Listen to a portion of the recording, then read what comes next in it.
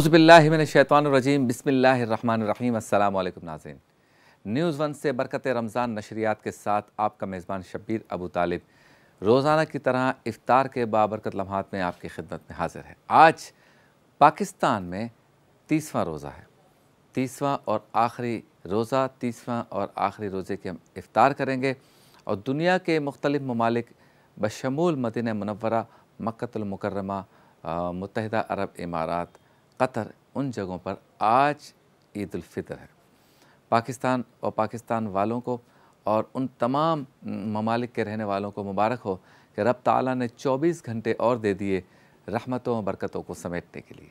ये वो 24 घंटे थे जिसमें अगर कोई इंतकाल कर जाए तो वो माह रमज़ान मुबारक की सातों में इंतकाल कर जाने वाला और फिर उसके तुफ़ैल बेहिसाब बख्शिश। और ये 24 घंटे जब मिल गए तो हमें एक नेकी का सवाब 70 गुना आज इफ्तार तक मिलता रहेगा। तो इस पर अल्लाह ताला का शुक्र अदा करना चाहिए। न जाने इस एक दिन के इजाफ़े से, इस एक दिन की नेकियों से, इस एक दिन के अच्छे कामों से, इस एक दिन की फ़जीलत से कई मुसलमानों या कितने मुसलमानों की मग़फ़रत हो रही होगी, कितने मुसलमानों के गुनाह माफ़ हुए होंगे, कितने मुसलमानों की तौबा कबूल हुई होगी, कितने मुसलमानों को जो है वो एक नेकी का सवाब 70 गुना ज़्यादा मिला होगा। तो अल्लाह ताला का शुक्र अदा करना चाहिए। और जहाँ जहाँ ईद उल फ़ितर है, मेरी जानिब से, न्यूज़ वन की जानिब से, टीवी वन की जानिब से, हम सब की जानिब से आपको दिली ईद मुबारक। और ख़ुशियों में गरीबों को याद रखें, अपनी फैमिलीज़ के साथ जो है वो आप खुशियाँ मनाएं। रब ताला के हुज़ूर सर्ब सुजूद हों कि उसने बेहतरीन ज़िंदगी अता फ़रमाई और ये खुशी का मौका अता फ़रमाया। रब ताला आपके तमाम रोज़ों को, इबादत को कबूल फ़रमाए। और पाकिस्तानियों के लिए और पाकिस्तान समेत दुनिया में जहाँ जहाँ कल ईद उल फ़ितर है, एडवांस में ईद मुबारक तो देते ही हैं हम, लेकिन ये कहते हैं कि मगरिब तक तकरीबन 4 घंटे बाकी हैं, तो इसमें रब ताला से तौबा इस्तिग़फ़ार का सिलसिला जारी रखना चाहिए। कहीं किसी काम से भी जा रहे हैं तो ज़बान पे तस्बीहात जारी रहनी चाहिए, वज़ाइफ़ जारी रहनी चाहिए। तो इससे ये है कि कोई ना कोई ऐसा काम, कोई ना कोई अस्माउल हुस्ना में से कोई एक नाम, कोई एक दरूद पाक, कोई एक कुरानी आयत, कोई एक वजीफ़ा अगर रब ताला के हुज़ूर कबूल हो गया इन सातों में, चूँकि हम इस वक्त माह रमज़ान मुबारक की सातों में मौजूद हैं। आज मैं जिस मौजू पे गुफ्तगू करना चाहता हूँ इब्तिदान, वो मौजू है मियाँ बीवी के ताल्लुक़ात, और वो भी दौर जदीद में। यानी जब से ये दुनिया बनी है, मियाँ बीवी के ताल्लुक़ात तो यकीनन डिस्कस भी होते रहे हैं, मौजू बहस भी रहे हैं, उस पर बात भी होती रहती है। और हर जो जोड़ा है शादीशुदा, हर घर जो है उसके ताल्लुक़ात की नौइयत मुख्तलिफ़ होती है, इस पर बात होती है। लेकिन दौर जदीद में मियाँ बीवी के ताल्लुक़ात एक नई जहद पर गए हैं, एक नई रविश पे गए हैं, एक नए मरकज़ की तरफ गए हैं, एक नए रास्ते पे गए हैं। वजह इसकी ये है कि पहले ज़माने में आपकी शादी जब होती तो शादी के बाद ये इस तरह से हनीमून का निज़ाम वग़ैरह के बाहर घूमने जाना ये नहीं था। फिर ये आहिस्ता आहिस्ता शुरू हुआ पाकिस्तान टूर पे, फिर शुरू हुआ बाहर जाना। फिर इसमें एक माशाल्लाह अच्छी बात आई कि अब लोग शादी करके, नई शादीशुदा जोड़े की बात कर रहा हूँ, कि वो उम्रे पे जाते हैं, और अगर हज का वक्त होता है, इस्तिताअत होती है, तो हज के लिए भी जाते हैं। फिर इसमें एक नई चीज़ आ गई और वो है इंटरनेट, मोबाइल, उसके हिसाब से रस्म व रिवाज, उसके हिसाब से कपड़े, इसके हिसाब से फ़ैशन, इसके हिसाब से घर की तज़य्युन व आराइश, इसके हिसाब से जो है वो अपनी मसरूफ़ियात।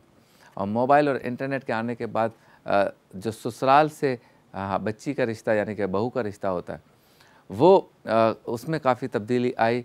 फिर माँ और बेटी की कम्युनिकेशन पहले बहुत कम होती थी शादी के बाद, लेकिन अब मोबाइल की वजह से हर वक्त होती भी है और बुराई भी नहीं लगती। पहले सास बुरा मान जाती थी, हर वक्त अपनी माँ के साथ फ़ोन पे लगी होती है। लेकिन अब चूँकि दौर जो है वो तब्दील हो गया, तब सास या सासें भी जो हैं, सांस जो है ना वो तो आती जाती है नाक से, एक सांस होती है। तो सासें जो है ना वो अब इस बात को इतना बुरा नहीं मानती, क्योंकि वो ख़ुद भी मोबाइल पर होती हैं। तो मोबाइल के आने के बाद ये शिकायत कि तुम अपनी माँ के घर क्यों जा रही हो, अपनी माँ से राब्ता क्यों रखे हुए हो, ये चीज़ें काफ़ी हद तक ख़त्म हो गई या कम हो गई। इसके अलावा जो मियाँ है, पहले ये होता था कि तुम मुझे टाइम क्यों नहीं देते, वक्त पे जाओ, वक्त पे आओ, हर वक्त मेरे साथ रहो। अब बीवियाँ भी समझ गई हैं कि जो कारोबार की नौयत है, कुछ कारोबार इंटरनेट पे हो रहे हैं तो वो घर पे बैठ के भी कर लेता है, कुछ में मीटिंग्स करना वगैरह ज़रूरी, सफ़र करना ज़रूरी होता है, कुछ में आइटम्स के सर्वे वगैरह, ये इतनी चेंजिंग आ गई कारोबार में भी। इस तरह जॉब्स बाज़ लोगों की ऐसी है कि जो लैपटॉप पे ज़्यादा है, बाज़ की ऐसी है कि किसी रूम में ज़्यादा है, सीसीटीवी कैमरे के कोई सिस्टम के अंदर वो जॉब कर रहे हैं, या सिक्योरिटी के अंदर का काम कर रहे हैं, या एयरपोर्ट्स पे काम कर रहे हैं, या रेलवे स्टेशंस पे काम कर रहे हैं, या डाकखानों में काम कर रहे हैं, DHL TCS इस तरह के पोस्ट ऑफिसेस में काम कर रहे हैं। तो नौयत सारी तब्दील हो गई, तो फिर वो हर वक्त तुम टाइम पे नहीं आते, और ये झगड़ा जो होता था ये भी कदरे कम हो गया। हाँ, नई नई चीज़ें जो आ गई उसमें ये है कि किससे बात कर रहे हो, या उससे मर्द जो कहे किस से बात कर रही हो, हर वक्त फ़ोन पे लगी रहती हो, हर वक्त मोबाइल पे चैटिंग, वीडियो कॉल, ये कौन है, किससे, मुझे बताओ। ये वाले थोड़े से झगड़े बढ़ गए। हाँ, कुछ घरों में ये भी है कि छुप के बेटी जब मोबाइल पे बात करती है और सास या नंद देख ले तो वो वहाँ पे एक जो है ना वो किसको कहते हैं, चिड़चिड़ाहट शुरू हो जाती है घर में। इसी तरह से मर्द के लिए एक मुश्किल ये हो गई कि अगर वो किसी ऐसी जगह जॉब करता है जहाँ पर जो है वो ख़वातीन का इख्तलात हो, या ऐसा बिज़नेस है उसका कि जिसमें ख़वातीन की इन्वॉल्वमेंट है, तो सोशल मीडिया आने के बाद जो ड्रामों के अंदर स्टोरीज़ बताई जाती हैं पूरी दुनिया के ड्रामों में और फिल्मों में, उसने भी बीवी का जहन थोड़ा सा ख़राब किया। इसी तरह बीवी की अगर कोई ऐसी जॉब है कि जहाँ मर्दों का ज़्यादा अमल दखल है, या मिक्स गैदरिंग है जॉब के हवाले से या बिज़नेस के हवाले से, तो इंटरनेट ड्रामों की वजह से उसमें जो स्टोरीज़ आती हैं जिसमें शक करना वगैरह, तो मर्द भी शक करता है, तो इस पर लड़ाइयाँ वगैरह होती हैं। तो दौर हाज़िर में कुछ चीज़ें अच्छी हो गई कि इसमें ब्रॉड माइंडेड हो गए सारे के सारे, और कुछ चीज़ें ख़राब हो गई कि जो स्टोरीज़ वगैरह देखते हैं वो खामखा अपनी हकीकी ज़िंदगी में ले आते हैं। मैं एक बात ज़रूर करूँगा, देखिए ये जो हमारे यहाँ स्पेशली हमारे पड़ोसी मुल्क से जो ड्रामे आए, सबसे पहले उसमें ये शुरू हुआ कि नंद साजिश कर रही है, सास साजिश कर रही है, माँ साजिश कर रही है, बेटी कर रही है, बहन कर रही है, फ़लाँ कर रहे हैं, या मियाँ बीवी के ताल्लुकात में शकूक की बुनियाद आ गई, या लड़ाई की बुनियाद आ गई। ऐसा माशरे में बार बार और हर ड्रामे में नहीं दिखाना चाहिए। और अगर ड्रामा बनाने वाले दिखाते हैं तो यकीनन उनकी मर्ज़ी है, लेकिन हमें देख कर भूल जाना चाहिए, हम उसे कबूल कर लेते हैं। स्पेशली ख़वातीन बहुत जल्दी उसको कबूल कर रही हैं। आप देखें पहले तो टीवी पर ड्रामे देखती थीं या देखते थे। अब अगर एपिसोड छूट भी जाए तो 5 घंटे 6 घंटे के बाद वो नेट पे आ जाता है, तो नेट पे देखती है तो 2-2, ढाई-ढाई, 3-3 मिलियन, 4-4 मिलियन व्यूज़ आ जाते हैं फ़ौरन ही, क्योंकि वो सारे के सारे लगे हुए हैं। और उन ड्रामों के अंदर जो स्टोरीज़ बताई जाती हैं, अक्सर वो स्टोरीज़ मियाँ बीवी अपनी ज़िंदगी में अप्लाई करने की कोशिश करते हैं, जो कि गलत है। आप ड्रामे को ड्रामा समझ के देखें। आप ये ना समझें कि जो कुछ इसमें दिखाया जा रहा है आपका शौहर भी ऐसा ही होगा, या आप ये ना समझें कि जो कुछ ड्रामे में दिखाया जा रहा है आपकी बीवी भी ऐसी होगी। तो जदीद दौर के अंदर ताल्लुकात की बुनियाद बाज़ जोड़ों ने उस पर रख ली जो कुछ ड्रामों और फिल्मों में दिखाया जा रहा है। तो मेरा ये ख्याल है, एक तो इससे बचना चाहिए। दूसरा ये कि जब तक एतमाद नहीं होगा ना कि मैं आंखें बंद भी कर लूँ तो तुम कुछ नहीं करोगी मुझे पता है, या मैं आंखें बंद भी कर लूँ तो तुम कुछ नहीं करोगे, मतलब मुझसे बेवफाई नहीं करोगे, किसी और जगह जो है वो अपने ताल्लुकात नहीं जोड़ोगे या नहीं जोड़ोगी, ये एतमाद हो तो फिर सारी चीज़ें ठीक हो जाती हैं।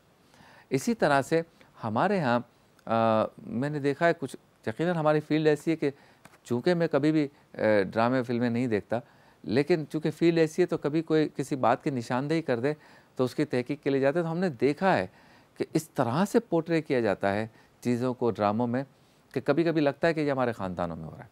तो मियाँ बीवी के ताल्लुकात अल्लाह ताला की तरफ से एक इनाम है, अच्छे ताल्लुकात रहें, मिल के रहें, ईद की खुशियाँ हैं, और ज़्यादा अपने ताल्लुकात को इस्तेमाल करें, ईदी दें, एक दूसरे को गलतियाँ माफ़ करें। माह रमज़ान जा रहा है, रोते रोते से रुखसत करें कि अल्लाह रमज़ान हमसे राज़ी होके जाए। ब्रेक पे जाएंगे, वापस लौटेंगे। एक नेकी में हुनर फाउंडेशन साथ होंगे, एहतियात लाजिमे में हकीम शाह नज़ीर हमारे साथ होंगे, और बज़्म इल्म अक़ीदत में ईद और इबादत हमारा मौजू होगा। इफ्तार मज़ेदार में बीफ कीमा विद स्पैगेटी बनाएंगे शेफ़ इकबाल, और अल्लाह के वली में हज़रत सलमान फ़ारसी हमारे जो है वो मौजू होंगे रज़ी अल्लाह ताला अन्हु। और फिर आखिरी इफ्तार करेंगे बैठकर यहाँ पे बज़्म इफ्तार, मुनाजात अलविदा रमज़ान भी पढ़ेंगे और आंसू भी बहाएंगे, मुस्कुराएंगे भी। अल्लाह सबको खुश रखे। मुलाकात होती है मुख्तसर से वक्फे के बाद।